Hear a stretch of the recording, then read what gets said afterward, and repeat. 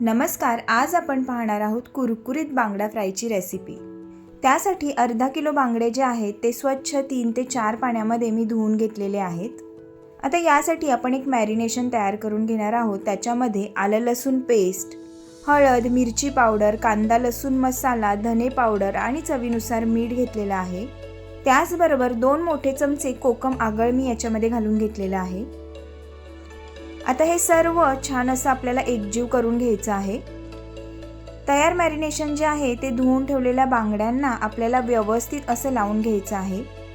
बांगडे आपण अख्खेच ठेवल्यामुळे त्याला चिरा मारून घेतलेल्या आहेत आणि या चिरांमध्ये सुद्धा हे मॅरिनेशन भरायचं आहे। सर्व बांगडे जे आहेत ते अशाच पद्धतीने आपण मॅरिनेट करून घेणार आहोत। मॅरिनेशन केलेले बांगडे जे आहेत ते साधारण आपल्याला अर्धा तास झाकून ठेवायचे आहेत, जेणेकरून जो मसाला आपण बांगड्यांना लावलेला आहे तो आतपर्यंत मुरेल। इकडे बांगडे जे आहेत ते छान कुरकुरीत फ्राय व्हावेत यासाठी मी रवा घेतलेला आहे। रवा तुम्ही बारीक किंवा जाड कुठलाही वापरू शकता। जेवढा रवा घेतला आहे तेवढंच आपल्याला तांदळाचं पीठ सुद्धा घ्यायचं आहे आणि हे दोन्ही एकजीव करून घ्यायचं आहे। बांगड्याचं मॅरिनेशन करतानाच त्याच्यामध्ये मी थोडंसं तिखट आणि मीठ जास्त घातलं होतं, त्यामुळे रव्यामध्ये इकडे मी तिखट आणि मीठ घातलेलं नाहीये। आता रवा आणि तांदळाचं जे आपण मिश्रण तयार करून घेतलेलं आहे ते सर्व बांगड्यांना आपण व्यवस्थित लावून घेणार आहोत।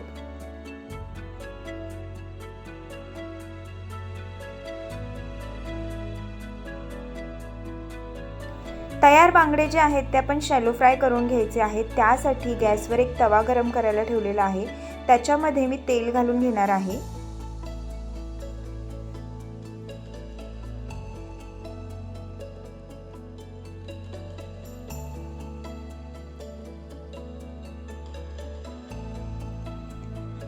बांगडे छान कुरकुरीत असे फ्राय व्हावेत यासाठी आपण बांगडे शॅलो फ्राय करताना सुद्धा तेलाचं प्रमाण थोडंसं जास्त ठेवायचं आहे।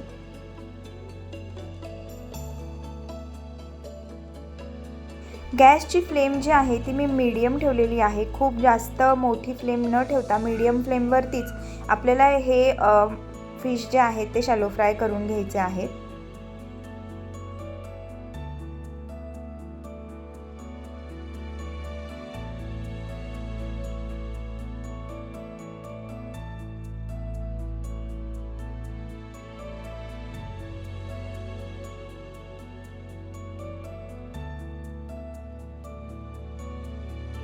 अशाच पद्धतीने सर्व बांगडे आपण शॅलो फ्राय करून घेणार आहोत।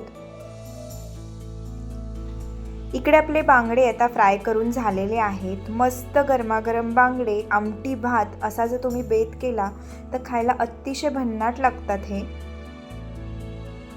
तुम्ही सुद्धा या बांगडा फ्रायची रेसिपी घरी नक्की ट्राय करा आणि कशी झाली आहे हे कमेंट करून मला सांगायला विसरू नका। त्याचबरोबर आजचा व्हिडिओ जर तुम्हाला आवडला असेल तर व्हिडिओ तुमच्या मित्रपरिवाराबरोबर शेअर करायला विसरू नका। पुन्हा एकदा भेटूया अशाच छानशा व्हिडिओमध्ये। तोपर्यंत बाय बाय।